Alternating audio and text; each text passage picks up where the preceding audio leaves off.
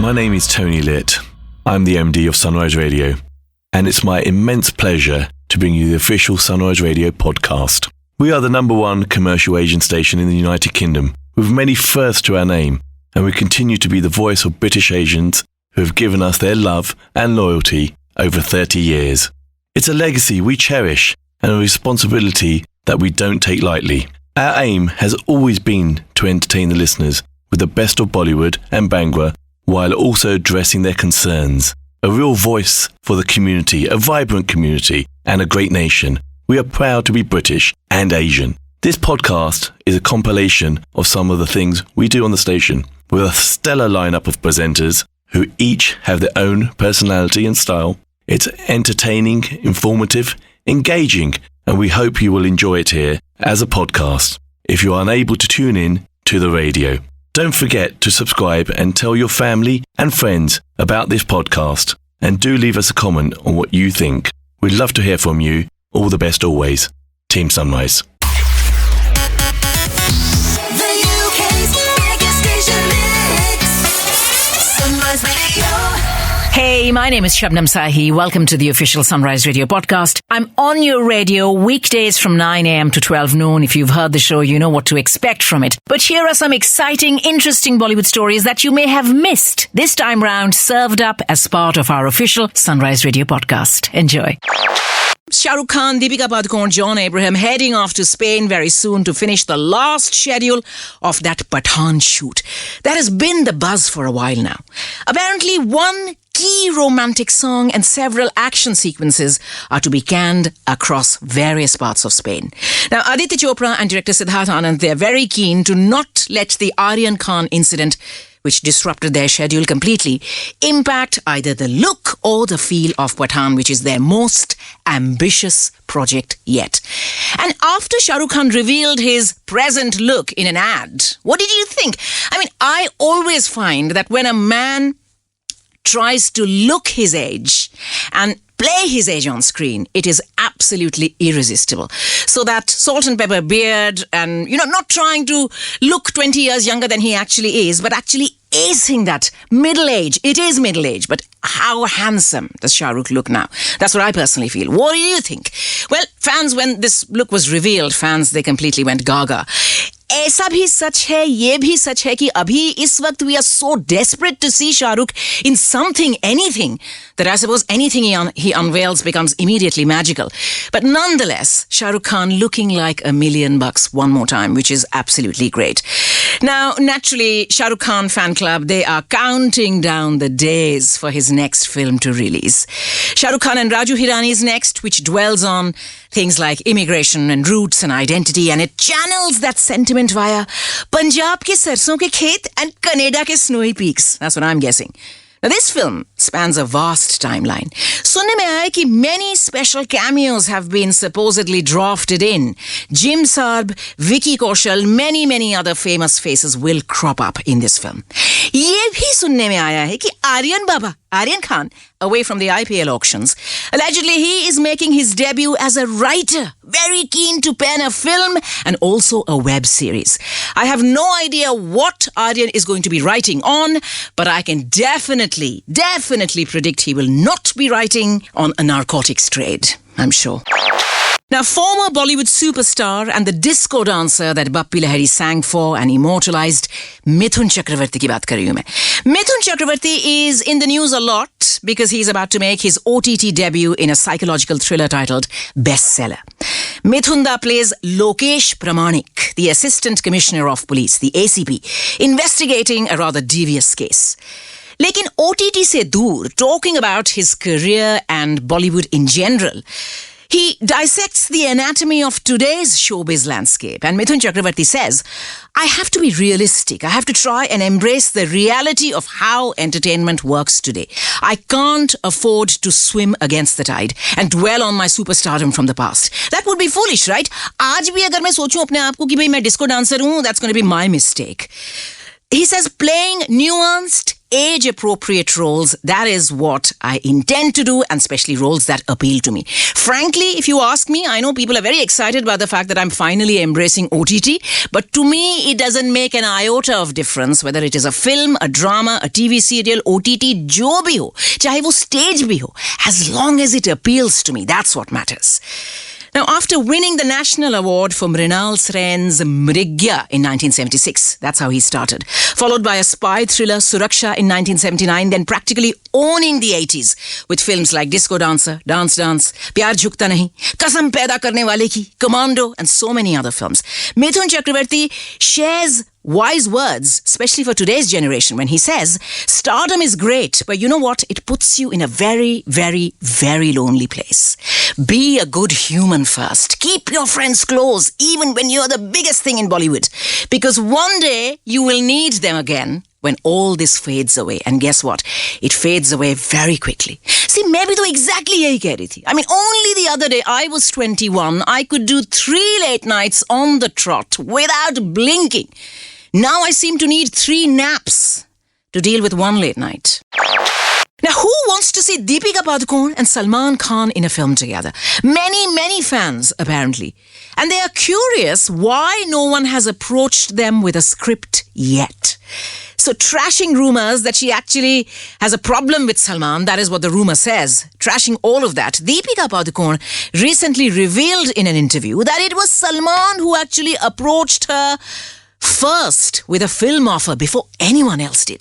Deepika says, we've always had a beautiful relationship and I'll always be grateful to Salman because he was one of the first people to offer me a film. It was just a tragedy that I was not ready for it. I had just started modeling and somebody I had worked with mentioned my work to Salman. He saw it, he liked it. Sadly, I was not ready for films. I didn't want to be an actor at the time. And then, literally 2 years later, Om Shanti Om happened. She says, Salman saw the potential in me even when I didn't know of the potential myself. But then she says, look, I've been in the industry for 15 years and it is only after 15 years I'm getting the chance to work with Hrithik Roshan in Fighter for the very first time. So I'm hoping that if Salman and I are destined to work together, that will happen sometime soon. Now, I hope somebody has told Deepika Padukone that Salman Khan will not take a snub very lightly or kindly. Which is what it was, right? Turning him down और फिर 2 साल बाद promptly making her debut with his nemesis, his best friend, Shah Rukh Khan. ऐसी सूरत में ना सलमान आसानी से माफ करने वालों में से नहीं है. पहले ही बता दूं मैं आपको Deepika, because that is what caused a massive rift between Salman Khan and Sanjay Leela Bhansali. You know that, right? There he was, Sanjay Leela Bhansali, scurrying from one star to the next, running from pillar to post, hoping to get 1 big star, maybe 2 if he was lucky, for his film Hum Dil De Chuke Sanam. And it was a hard job back then. Why? Because he just had a massive flop called Khamoshi the Musical. ऐसी सूरत में Salman Khan apparently read the script, gave him the time of day, came on board and said, "ठीक है यार, I like the script, even if Ajay gets the girl at the end." Because naturally he had a soft spot for Ash at the time. I'll do it. And how did Sanjay Leela Bhansali reward him for Hum Dil De Chuke Sanam? He promptly made Devdas and replaced Salman with Shah Rukh. बस भाईजान नाराज हो गए.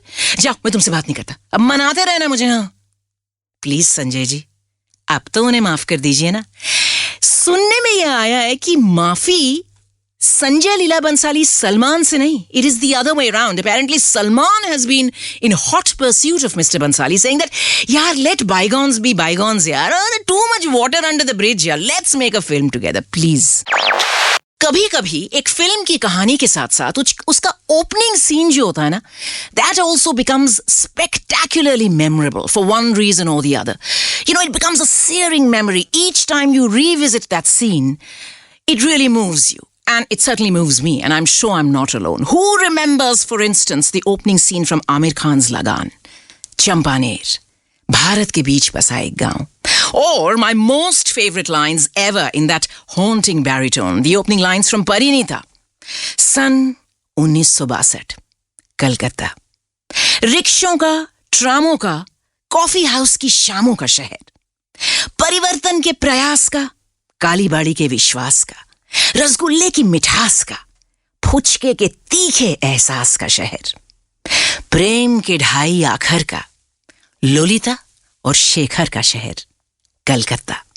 जितनी बार मैं ये सुनती हूँ ना, बीच में 2-3 वर्सेस और हैं, मेरे रोंगटे खड़े हो जाते हैं. You know, it moves me to tears. Maybe because Kolkata is my शहर, but also because of the way Pradeep Sarkar mounted that film. It was his love letter to Kolkata. And Mr. Bachchan's voice. I mean, that was key. That superstar, Mr. Bachchan, with that deeply moving, inimitable voice, has been roped in to be the narrator for another film. Did you hear about this? This is going to be Prabhas and Pooja Hegde's upcoming multilingual love story draped across beautiful Europe in the 1970s. I'm hoping it is not Eastern Europe, जहाँ पे अभी love story तो आप shoot नहीं कर सकते, perhaps a war saga. But anyway, we are talking about Radhe Shyam. So Mr. Bachchan has been roped in to be the narrator for Radhe Shyam. Radha Krishna Kumar, who happens to be the director of Radhe Shyam, he says, the film is set in the 1970s. It is mounted on a massive scale. We needed a voice that can command the nation. And who better than Mr. Amitabh Bachchan? A voice that everyone recognizes, respects, and most importantly, loves. We are so happy to have him as Radhe Shyam's narrator. चलिए जी, कम से कम इसके लिए ही राधे श्याम तो देखनी पड़ेगी. It looks like Republic Day next year, 26th January 2023, could be heading towards a massive three-way clash at the Bollywood box office. Director Siddharth Anand has already booked that weekend for Hrithik Roshan and Deepika's action thriller Fighter, which hopes to package the story in a really sleek way. We are now being told that Bollywood's unofficial Prince of Patriotism, you know who I'm talking about, right? John Abraham. He has announced a tie-up with Maddock Films on a political stroke action thriller titled Tehran. Director Arun Gopalan intends to put up a good fight when they go head-to-head with Fighter. Both films aiming at what is considered in the business one of the most lucrative box office windows. But I said a three-way clash, remember? So it is Fighter versus Tehran versus Shraddha Kapoor and Ranbir Kapoor's as yet untitled film, all on the Republic Day Bollywood menu next Jan. Well, may the best fighter be sent to Tehran, unless the Kapoors have a surprise up their sleeve.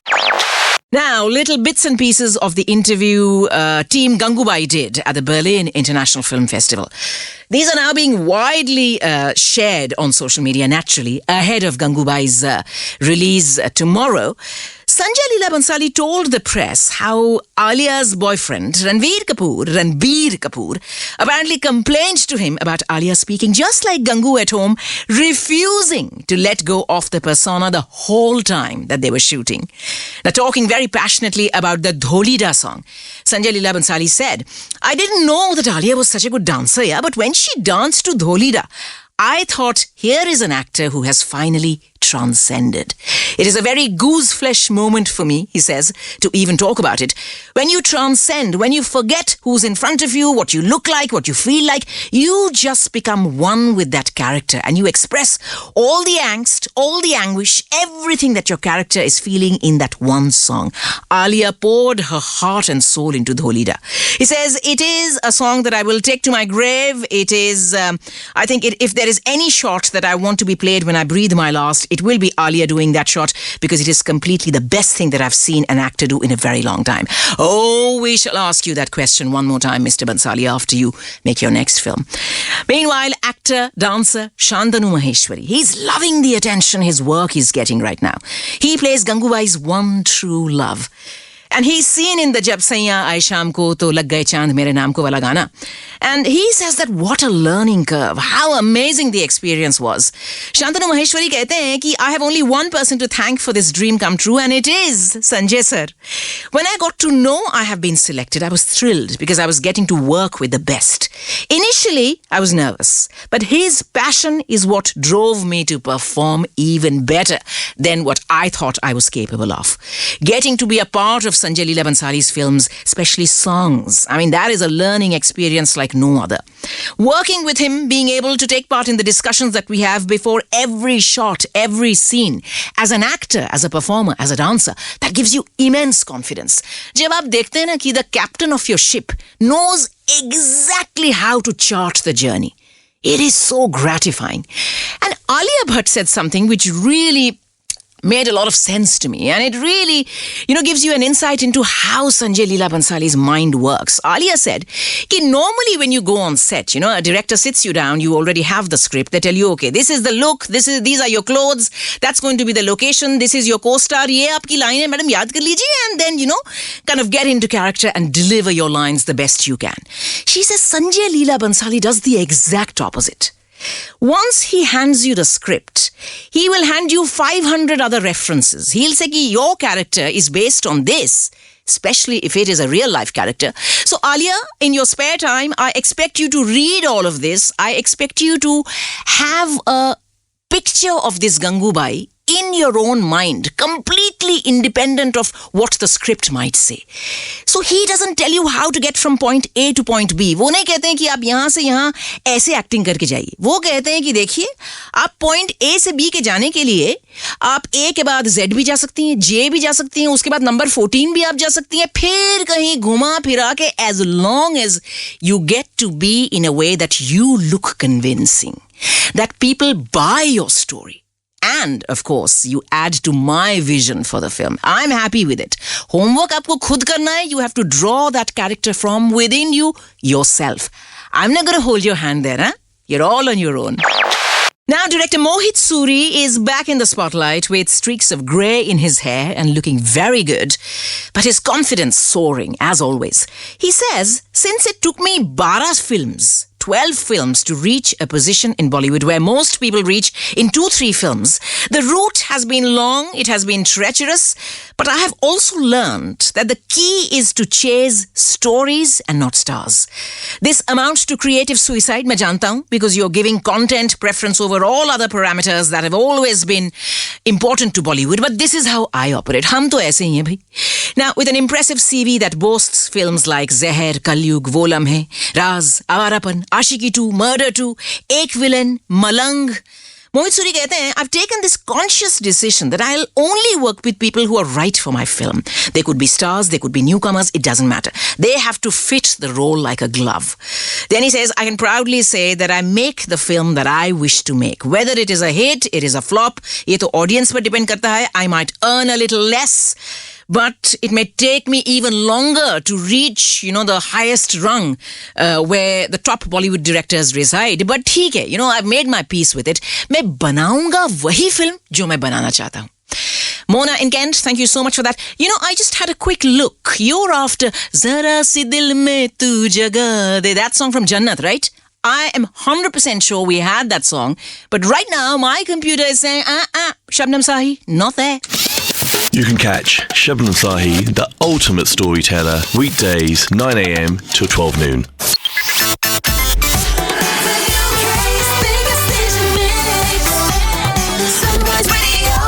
Hi, this is Anushka Arora. As always, lovely to have your company for the Sunrise Radio podcast. And this week, I have another special guest on the show. I'm very, very happy to announce and welcome our resident guest on Sunrise Radio, Satinder Sartaaj, via the phone lines. Welcome to Sunrise. How are you? Hello, Anushka. Thank you very much. I am brilliant. How are you doing? I'm very, very well, thank you. Although a little bit upset that you couldn't make it to the studio, but I know you're very busy with your UK tour, aren't you? I am so sorry. Unfortunately, we would love to, obviously, because it is the Anushka Arora. अच्छा तुसी पुल्ले नहीं सानो फिर है ना? Not at all. How could I?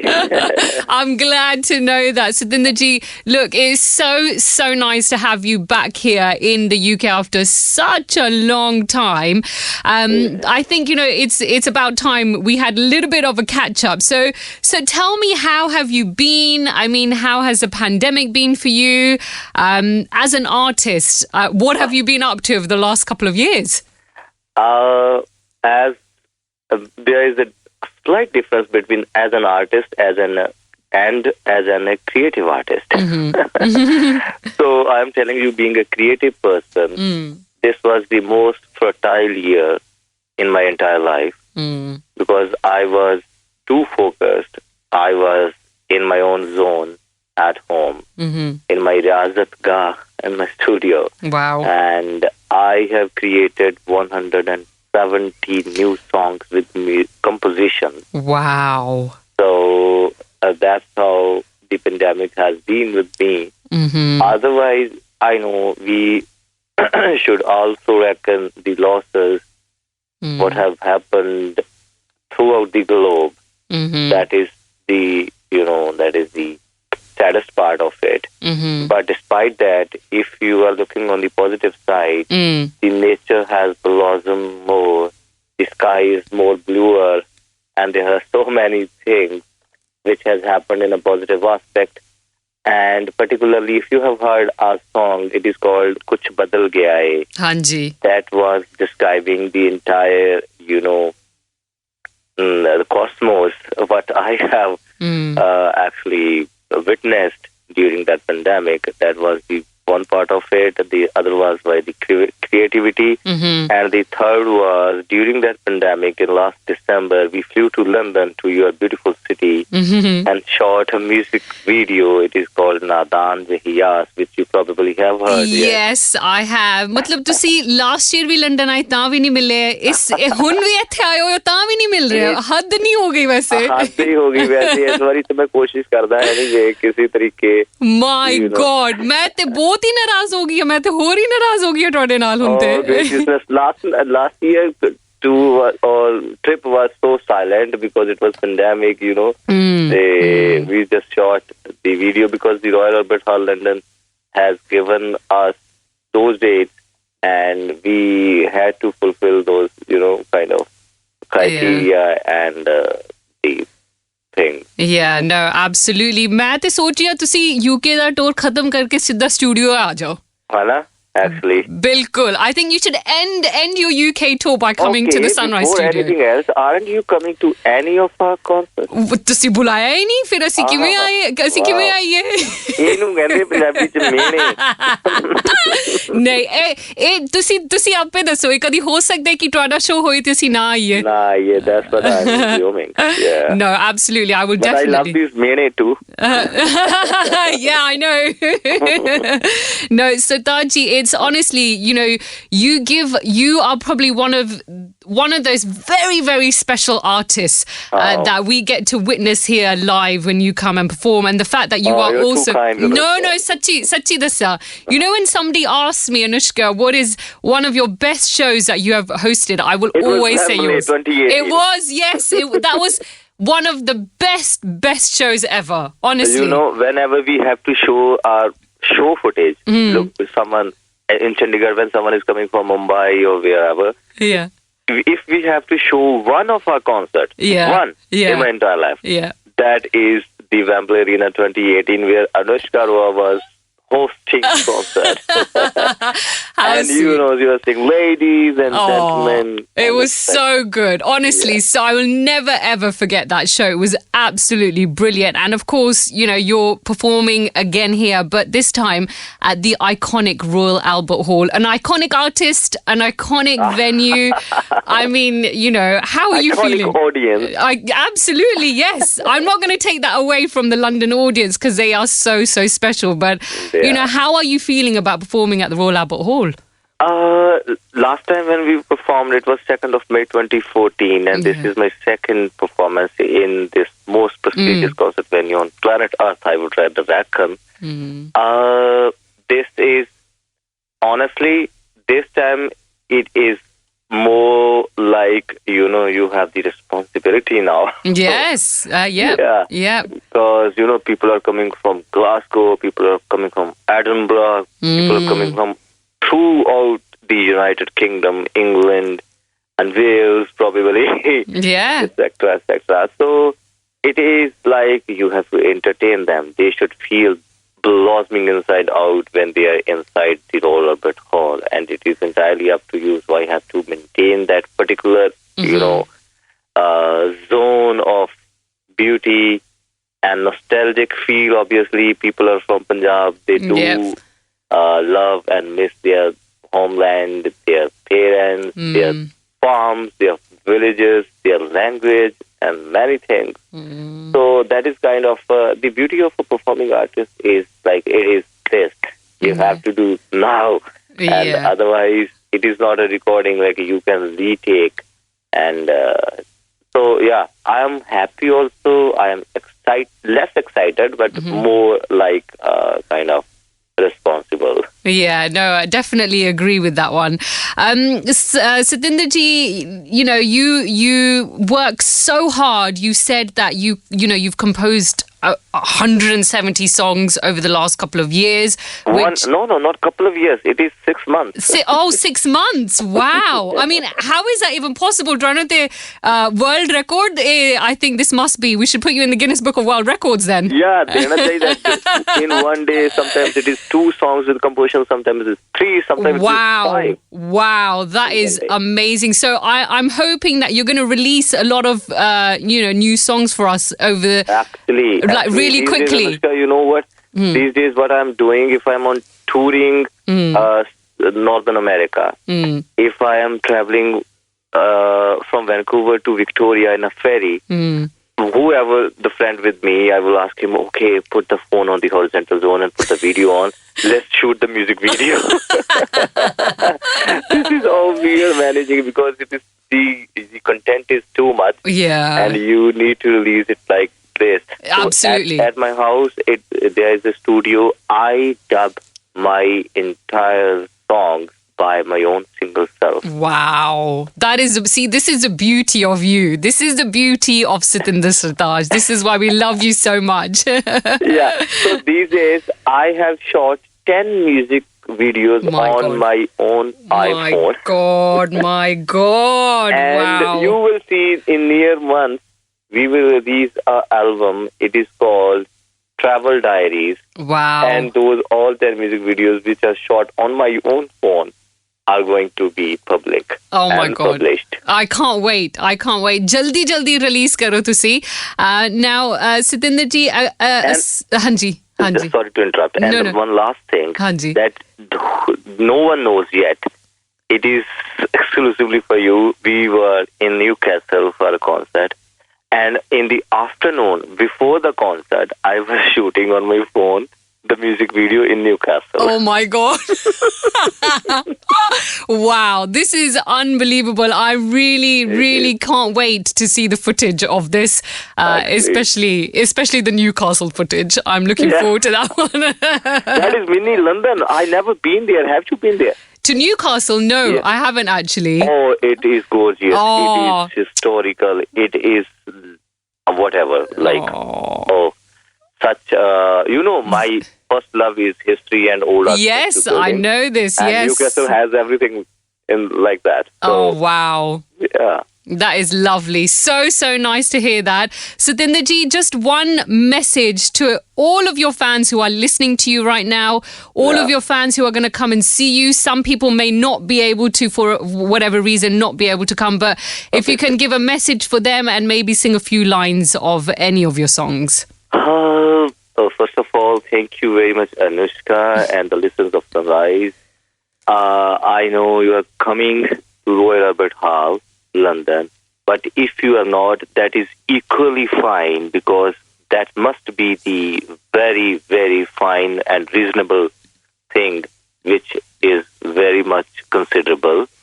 But if you are not coming, then I must sing my most dearest song for you is Nadan Jayas. Obviously, I assume Anushka is gonna play that song after. I am literally. This is a song that I've got lined up for you afterwards. See, I can read your mind and heart. नहीं, mind reading नाल नहीं होंदा. तुसी studio आओ. मैंने नहीं mind reading चाहिए. So no, it is necessary to sing a song or what? Yes, of course. Of course you must.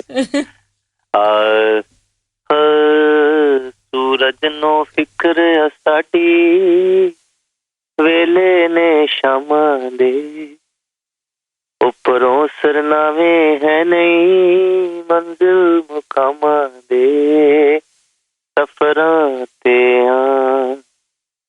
सैरां ते नहीं के परां ते पैरां ते नहीं करिए हुणे उम्मीदा के ना खैरा ते के तेरे हत्थां च मैं तां नी कदी कासे तेरे ते डोरियां नी मेरी अनुष्का जइए आसे के सानू नहीं पता एरा जांदे लंदन दे पासे. How lovely. How lovely. Satinderji, thank you so much for taking the time out and speaking to us today. And we really look forward to seeing you on Sunday at the Royal Albert Hall. Perfect. We'll look at you. See you are sitting. Yes, definitely. Take care. Enjoy Birmingham. Enjoy your rehearsals and enjoy the rest of your time here. Yeah. Okay, all right. Take you. care. See you. Bye-bye. Bye. Listen to our Bollywood queen, Anushka Arora, from 12 noon to 4 p.m. weekdays on Sunrise.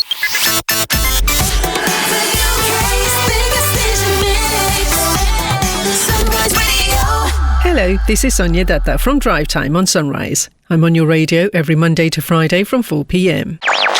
NHS England and NHS Improvement launched a campaign in January 2022 to promote NHS mental health services, encouraging anyone experiencing feelings such as anxiety, depression or other common mental health concerns to seek help through NHS Talking Therapies, also known as IAPT, improved access to psychological therapies.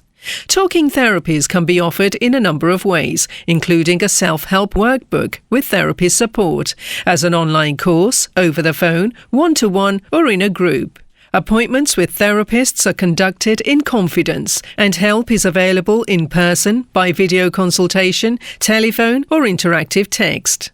Joining me now is Senior Psychological Wellbeing Practitioner Ummar Sadique. Ummar, welcome to Sunrise. Thank you very much for having me. So, Ummar, would you like to start by telling us what are NHS Talking Therapies and who can use these services? So, NHS Talking Therapies are free, effective and a confidential way to treat common mental health issues. So with the Talking Therapies, they are there to help by working through feelings of anxiety or even depression with a trained therapist. So it is open to people living in the UK.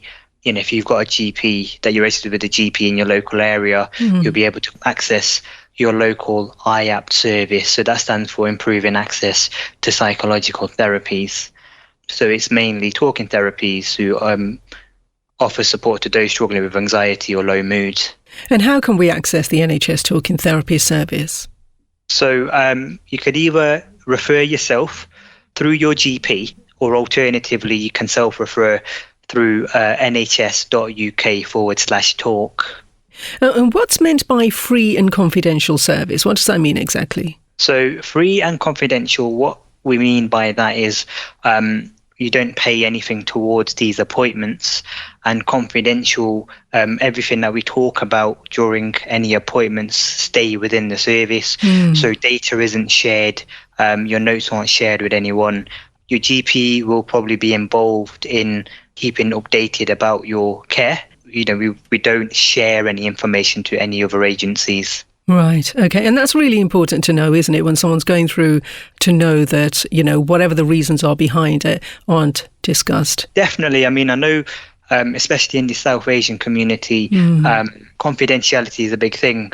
And if people feel that their information is going to be shared, they do avoid accessing these kind of services. Yes. So it is definitely important to be made aware that it is confidential, meaning no data will be shared without your permission. Yes. And what are some of the other barriers to discussing mental health within the Black or South Asian communities? One of the biggest barriers, I would say, is other people. You know, the term log kya kenge is a very big one, isn't it? Being worried about what people are going to say, about what you're going through, or how they might kind of respond. To me personally, I feel that that is one of the biggest barriers that is evident in the South Asian community. What's the alternative? I mean, what would you say, instead of looking at it as what will other people say, how should we be looking at it? I think the best way to look at it is understanding the advantages and disadvantages of change, meaning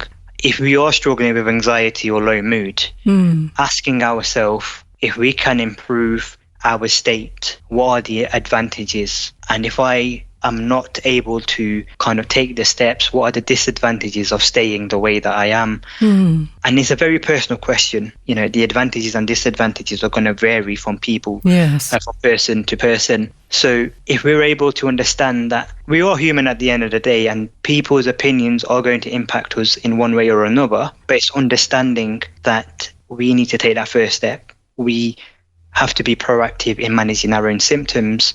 So if we are able to talk, you know, to our close family and friends, or, you know, at work, if you've got kind of support available, or even to your GP, but also if we're able to kind of make mental health more like less of a taboo subject, and it's, you know, widely spoken about, I think that will help break down that barrier as well, and, you know, maybe break down that stigma attached to it as well. Yes. And like you said, other people around us can often be quite a large part of that problem for the way that we feel when we're feeling low.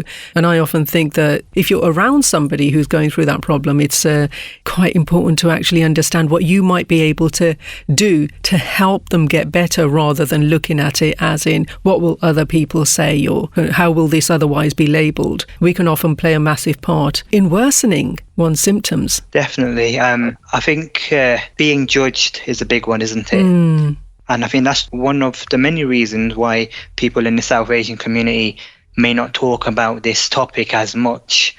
Maybe they might be fearful of how the other person might respond. But, you know, if we are in contact with someone who is struggling with anxiety or depression, it's important to look at it from a non-judgmental approach. Just try and be a bit understanding what they're experiencing, and possibly making them aware of what services are available, because in different areas, especially in up and down the country, different areas will have different support available.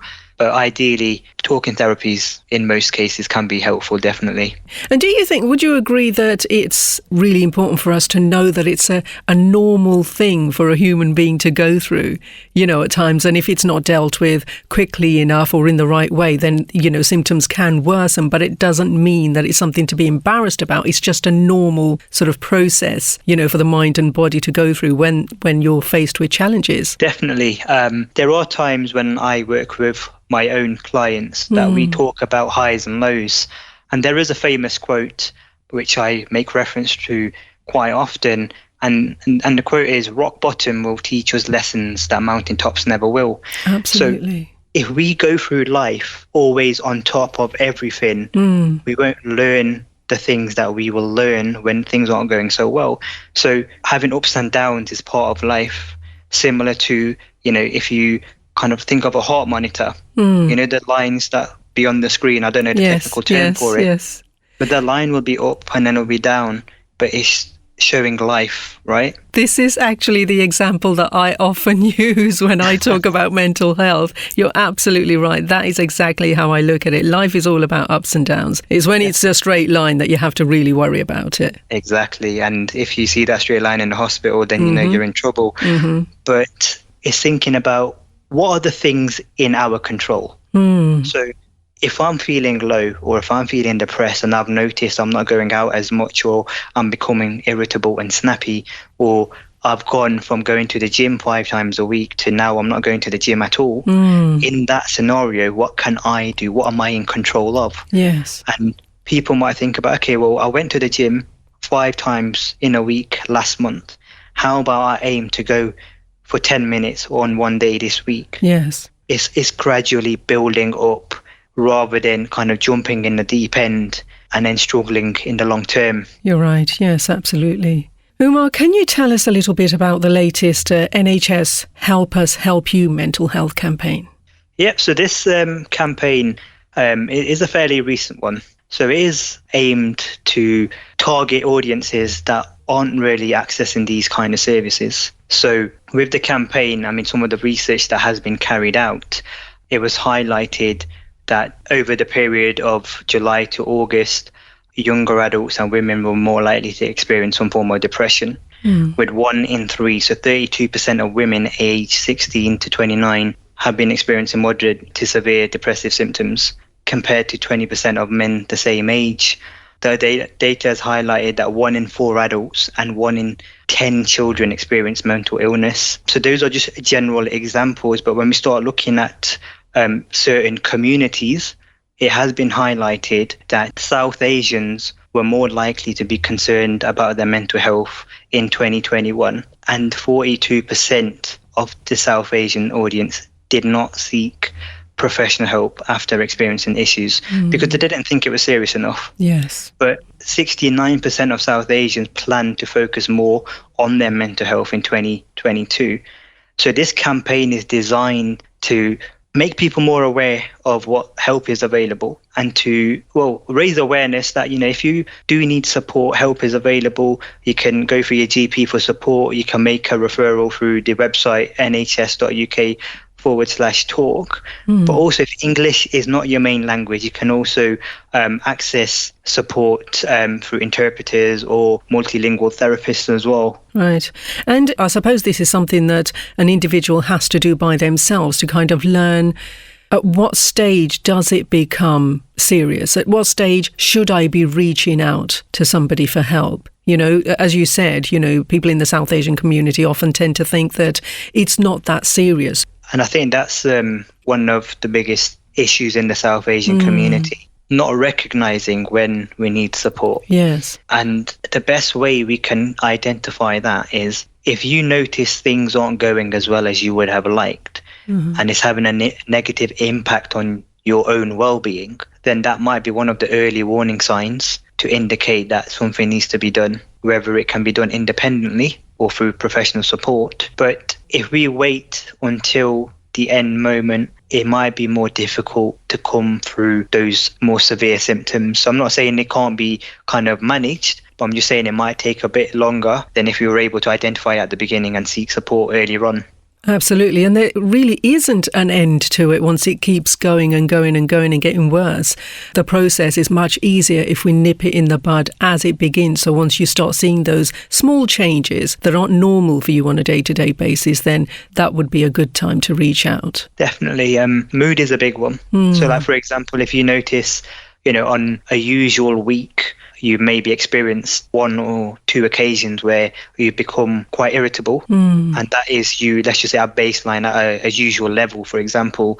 And then maybe, 4 weeks later, you've noticed that on 7 days, 1 or 2 days have been good, but the rest haven't been very, very good, and become more irritable on those days. That might be a more easily identified. Yes, it's almost like keeping a mental diary or even a physical one if you need to. Definitely. It's good that you mentioned diaries, because when we use talking therapies, especially cognitive behavioral therapy, keeping diaries is encouraged, or keeping journals, because with cognitive behavioral therapy, is CBT for short, it's a very proactive way to kind of manage your own symptoms. So rather than kind of exploring how we're feeling, is taking steps to make changes in our day-to-day lives. And, I've had some really good feedback about keeping journals, and I've had clients in the past who have told me that they've kept maybe like a positivity diary.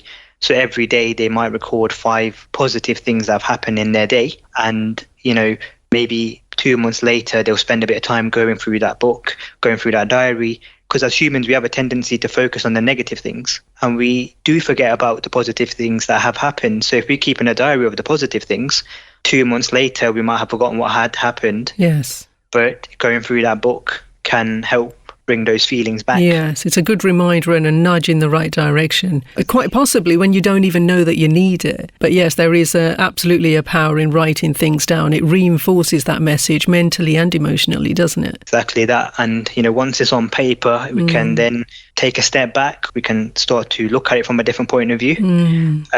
And then maybe we could start working through problem solving those difficulties that we might be having. Absolutely. You start seeing patterns. You can actually start possibly even finding the cause and then treating that, which can make all the difference. Definitely. And, when you've been working in mental health, you do see the whole journey that clients have been on, and to see them come through earlier on quite low, feeling like they can't be helped, but then as they go through a therapy plan, they are very different. They're very positive towards the end, and it's taking that practical step in being able to move forward. Absolutely. That step, that very first step, is quite possibly the most important step that you can take, because the rest of the journey then is to a better you, right? Yeah, absolutely. And it's the most important, but it's also the hardest step to take as well.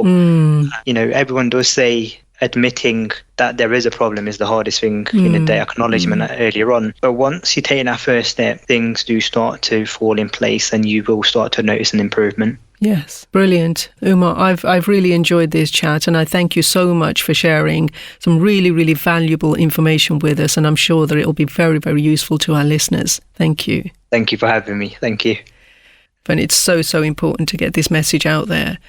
Especially in our South Asian community, Sonia, it's a taboo subject, isn't it? Big time. And in your role as well outside the radio, I'm sure you see the whole journey, and that the view that the clients have at the end is very different to the one that they have at the beginning. Absolutely. I mean, sometimes it's so easy, isn't it, to sort of drop off that radar. Then once we've closed the conversation, they go away to their normal, what's now become their normal life, and fall back into those patterns. And it's such hard work to sort of, keep doing what you were doing, that would benefit your recovery from that. Definitely. And going back to sort of just routines and habits and stuff that you've built over time, that have also contributed to how you're feeling right now. Definitely. It's eye-opening, this kind of work. I mean, I don't know about yourself, but when I was growing up, mental health wasn't really spoken about in my community. Not at all. And, when someone was clinically depressed, back in my days, people would say, oh, he's got a gin in him. Or exactly. And they still do. I still come across people who do that. And it's actually embarrassing to have to hear that in this day and age. 100%. And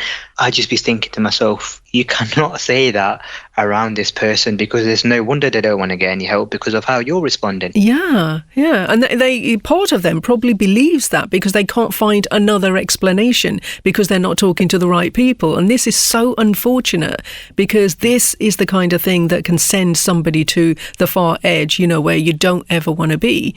This is what I'm saying. A lot of the time, people around us can contribute a heck of a lot to you either worsening or getting better. 100%.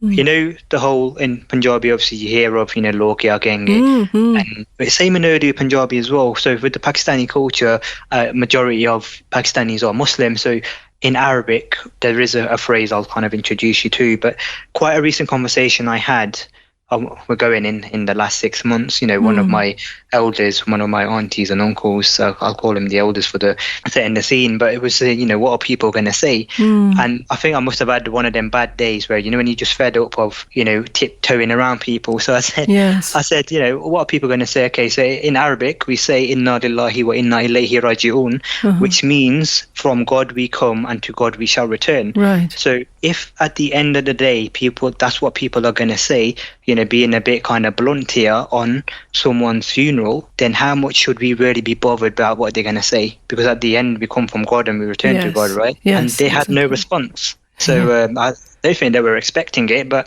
if that's what people are going to say, then should we really be concerned with their views? And I think that's often the problem, to maybe be aware enough or conscious enough to be able to take these people and their words out of the formula and have a look at what really matters here. What is it that I really need to do to get me better? Forget about everybody else, but what do I feel I need to do to get better? And many times I feel like the individual themselves knows what they need to do. They know that they need to reach out to XYZ because that's where they'll get the real information that they need.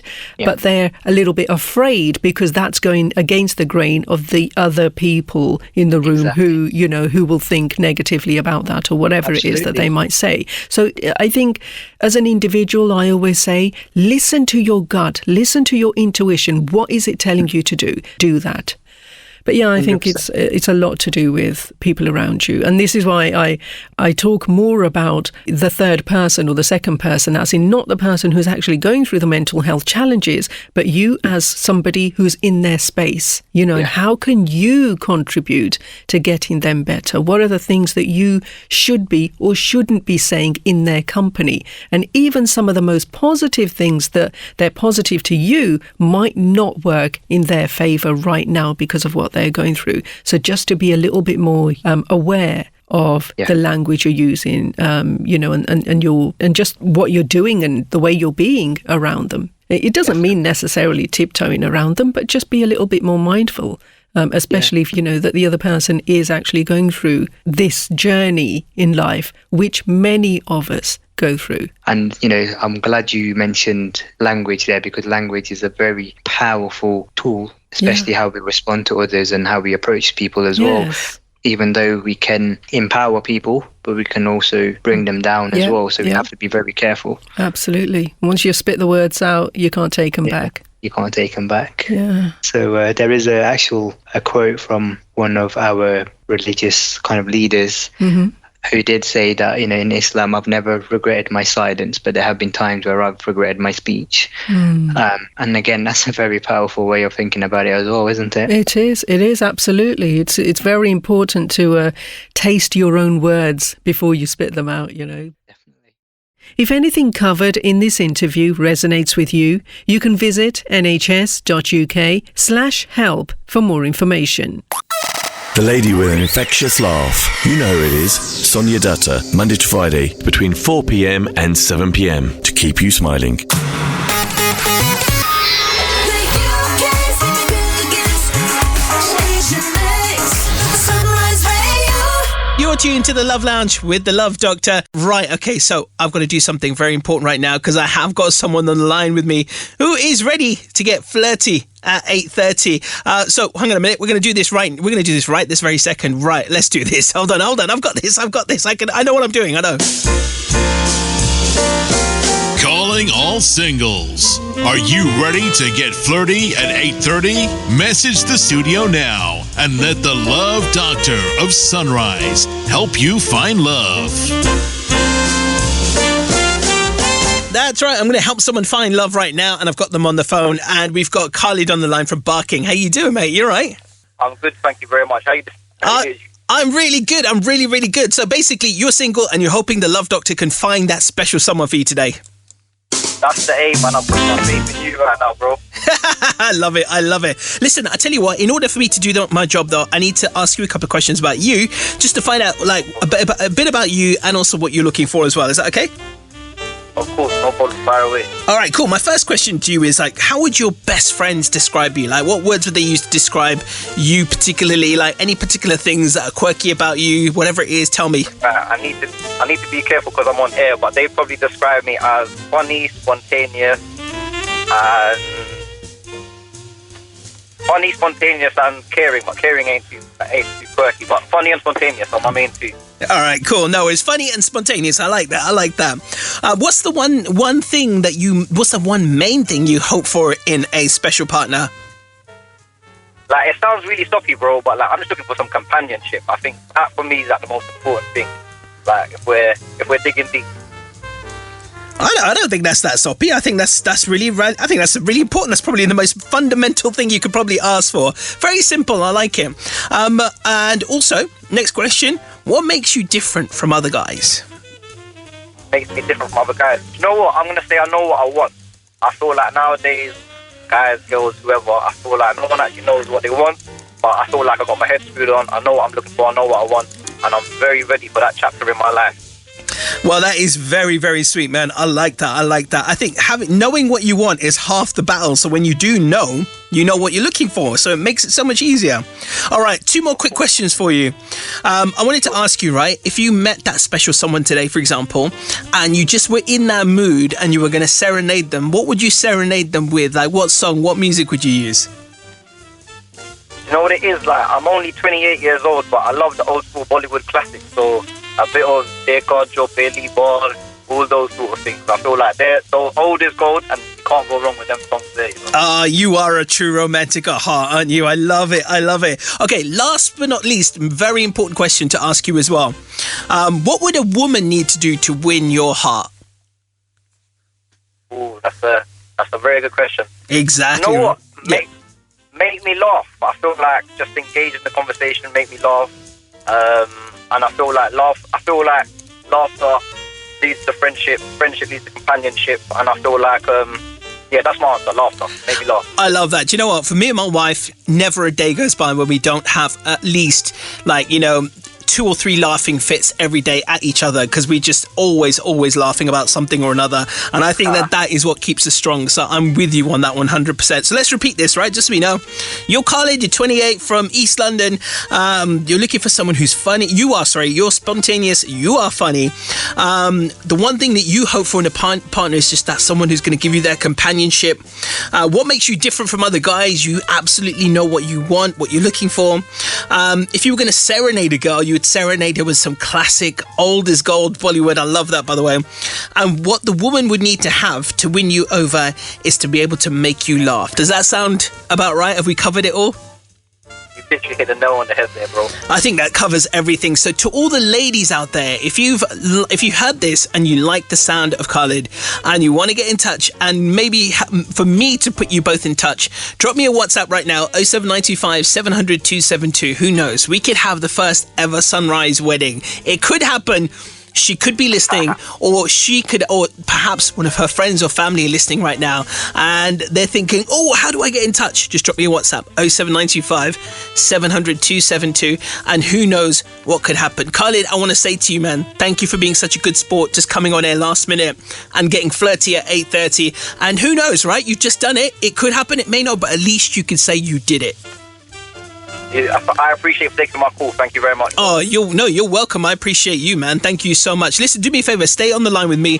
But ladies and gentlemen out there, that is how Flirty at 8:30 works. So if you ever want to get in touch with yourself, that's all you're going to do is drop me a WhatsApp and we'll get you on air. And that is as simple as it gets. Catch our love guru, Amit Sodha, between 7 p.m. and 10 p.m. every Sunday for that chill out zone.